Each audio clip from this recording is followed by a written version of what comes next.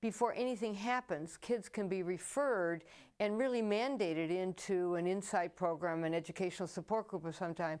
And that's really quality prevention, and it helps to wake up the young people, but it also helps to wake up their parents. The beauty of the new youth drug courts, there's a new one in Michigan that I've really been following because that's my home state, is that the judge can mandate the entire family into services, whether they want it or not, if the youngster is in trouble. And so those kinds of programs, the kind of program that you're working on, the drug court judges, the dependency court judges can mandate those kids to come in and go through that family recovery program that you're working with. And that's a whole new paradigm. It's just wonderful. And Donera, how does that happen? Why don't you take us through that process? Okay, what happens is that the youth has been identified with maybe being a substance abuser, may have trouble in school, and so what happens is and that— it may be a first offense. Yes, it may be a first offense. And so what happens, they come, the parent and the child comes to the court, and we sit down and we have an orientation for the parents, you know, to kind of give them some type of relief, to let them know that, you know, we're here to help and that we need your support. And then we sit with the juvenile and we do like an assessment on where the child is at, what has been happening, and then we assess them for the appropriate level of treatment. And what are the options there? You can do outpatient, you can do inpatient, you can do community service, depending on the level of where you're at. Inpatient, how long do you keep them? Approximately 6 months. Approximately 6 months, depending on the level of care that they need. And so, and they get both individual and group. And group counseling. Yes. Counseling. Mm-hmm, they do. And also, what I found is that the relationship with the courts and the probation officer, they actually take the information that we report twice a month to, whether it's Child Protective Service or to the probation officer, and use that as a tool. And what I've seen happen is that the charges, or what they've come through the courts for, have been, you know, dropped or just been pardoned. And so that gives the youth an opportunity to have like a clean slate. And so that's been powerful, because sometimes the children already come in defeated. And so that's an opportunity for them to have a better start. You know, maybe get back in school, do the right thing, and become productive. Lakshan.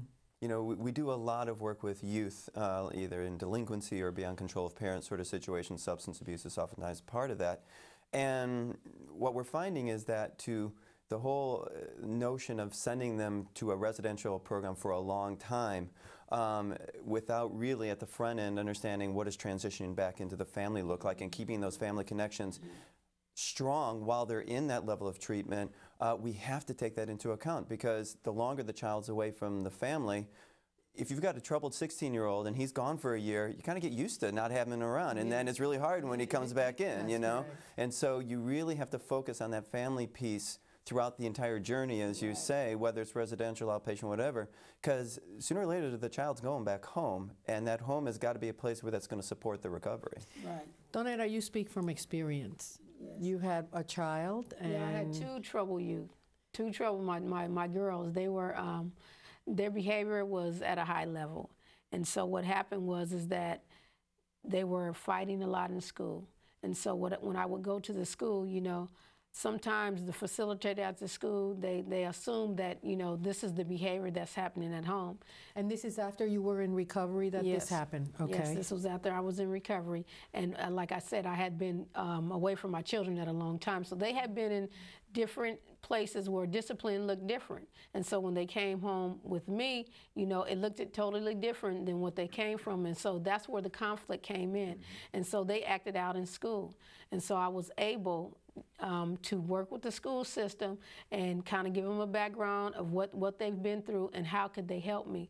And by being able to advocate for your children in that aspect, you know, I was able to have several teachers, the community resource parents, and the people at the school to help me redirect my children's behavior. And I can say just 2 days ago, all my children graduated high school. Congratulations. And I was able to thank all the facilitators that helped me during that time. And so I know how it feels to have troubled youth, and you know as a parent that you're not teaching this at home.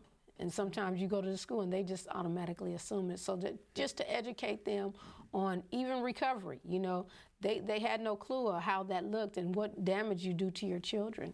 And so I was able to educate them, and it went well. And sis, let's talk a little bit about the welfare system, the social welfare system, and how it's currently responding, and take it into how optimal services, what would they look like? I think that the child welfare system is, as it was 20 years ago, overburdened, understaffed, and so for starters, it has a tremendous turnover of workers. So people, the average stay is in many agencies is less than a year.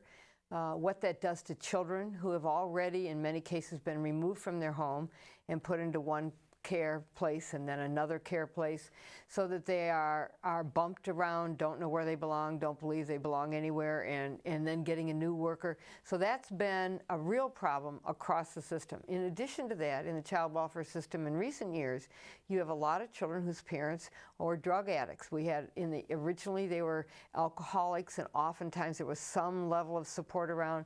But many of these kids come from poor homes, and they're suffering, their parents are suffering from severe addiction.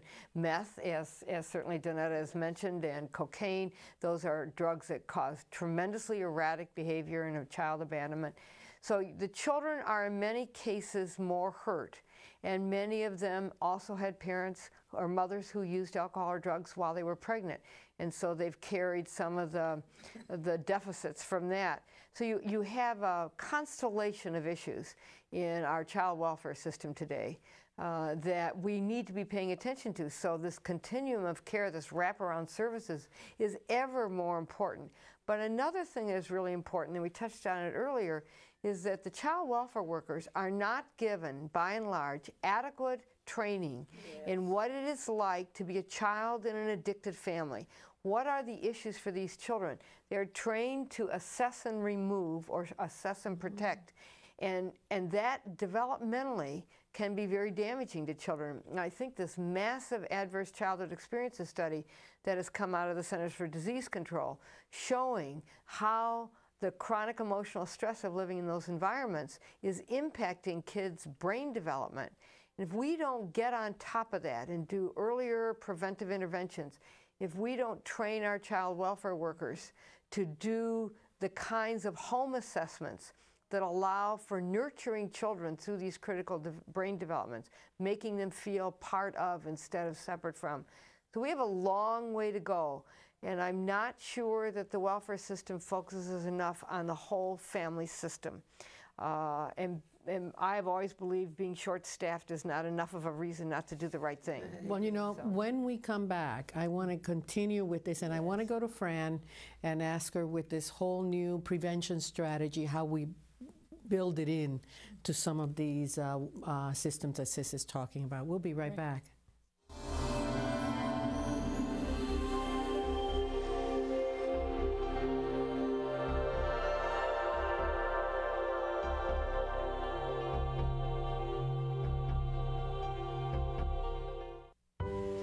People who suffer from drug or alcohol addiction sometimes say hurtful things. They drive the people who love them most away. If you know someone who suffers from drug or alcohol addiction, listen. Try to hear what they are really saying. Know that there is hope, and help them find their voice again. For drug or alcohol treatment referral for you or someone you know, call 1-800-662-HELP. Brought to you by the U.S. Department of Health and Human Services. People trapped by drug or alcohol addiction often feel like there's no hope, no way out. But for every lock, there's a key. And if you have a problem, it's good to know there are real solutions to help you get free.